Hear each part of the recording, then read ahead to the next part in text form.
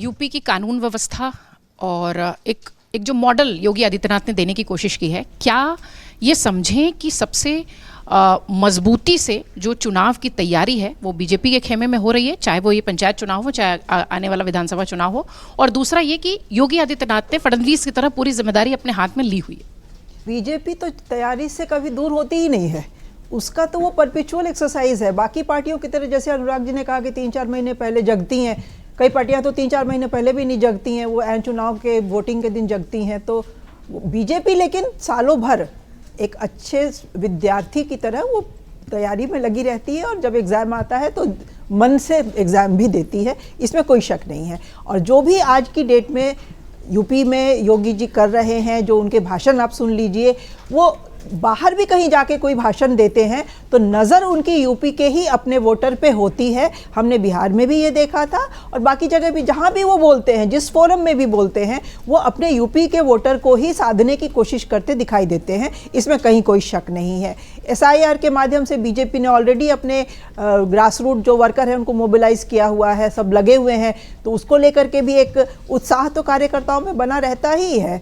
UP में जो आज की स्थिति है, योगी आदित्यनाथ का जो हिंदुत्व प्लस जो विकास का मॉडल है, विकास के मामले में योगी आदित्यनाथ को कई श्रेय दिए जा सकते हैं। कई सारे रोड प्रोजेक्ट्स हैं, एयरपोर्ट का काम जिस तरीके से वो खुद मॉनिटर करके करवा रहे हैं, तो ये सारा कुछ उनके फेवर में जाता दिखाई दे रहा है। लॉ एंड ऑर्डर भी यूपी में योगी आदित्यनाथ के आने के बाद से सुधार जरूर हुआ है। हाँ, इतना बड़ा स्टेट है कि उसमें बिल्कुल ही जीरो हो जाए ऐसा तो नहीं होता है, लेकिन ओवरऑल जो एक लोगों के मन में सिक्योरिटी की फीलिंग होनी चाहिए, वो थोड़ी बढ़ी जरूर है, इसमें कहीं कोई शक नहीं है। बीजेपी तो इसलिए अब हर समय वो चुनाव के लिए तैयार दिखाई देती है। जहां तक अभी BSP की बात कर रहे थे अनुराग जी की, मायावती जी तो अब उनका वही शरद पवार वाला हाल है। BSP को अंडर एस्टिमेट करने की भूल हमको यूपी में नहीं करनी चाहिए। यूपी में जो BSP का दलित वोट बैंक है, जब वो सत्ता से बाहर भी रहती हैं, उनका जो 19-20% जो वोट है, एक भी सीट नहीं आई तो भी उनका परसेंटेज वही रहा।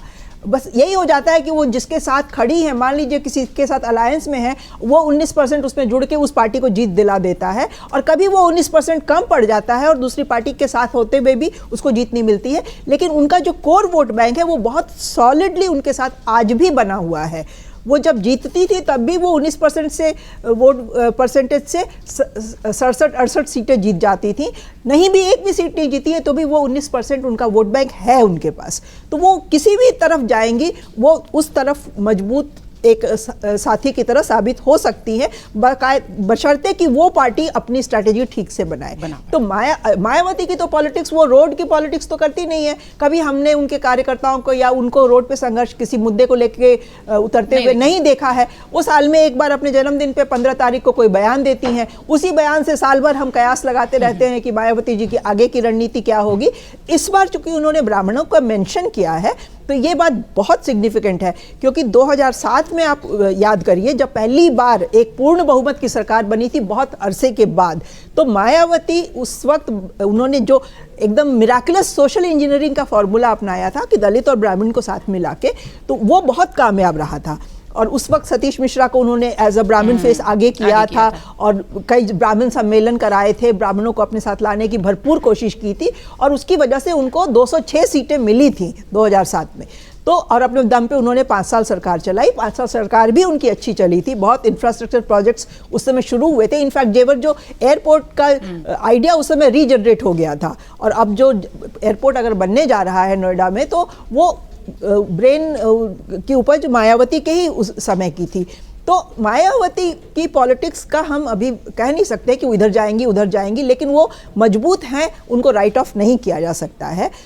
आपने कांग्रेस का प्रियंका के जन्मदिन की बात की, कांग्रेस तो अभी अपनी ज़मीन तलाश रही है यूपी में, इसमें कहीं कोई शक नहीं है।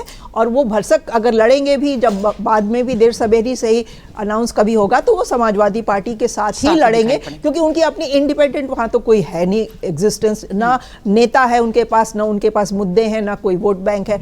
तो कांग्रेस क्या करेगी वो तो भगवान मालिक है। कांग्रेस का अभी फिलहाल समझ में नहीं आ रहा है, किसी मुद्दे को लेके वो जमीन पे लड़ते हुए दिखाई नहीं देते हैं, किसी मुद्दे पे मजबूती से आवाज उठाते नहीं दिखाई देते हैं। तो वो कैसे चाहते हैं कि लोग उनकी तरफ आकर्षित प्रत्याशी तो मुझे नहीं समझ में आता है। लेकिन हाँ, ये है कि अब महाराष्ट्र का बीएमसी चुनाव कंक्लूड हो गया है, तो अब नेक्स्ट चर्चा का विषय यूपी ही रहने वाला है। फिर चाहे वो पंचायत हो, चाहे वो आगे 27 तो बहुत दूर है अभी, लेकिन वो 27 के चुनाव के मद्देनजर ही वहाँ जो होगा वो होगा। अगर आप ये वीडियो YouTube पर देख रहे हैं तो हमारे चैनल को सब्सक्राइब कर बेल आइकन दबाएं, और Facebook पर देख रहे हैं तो हमारे पेज को लाइक करें।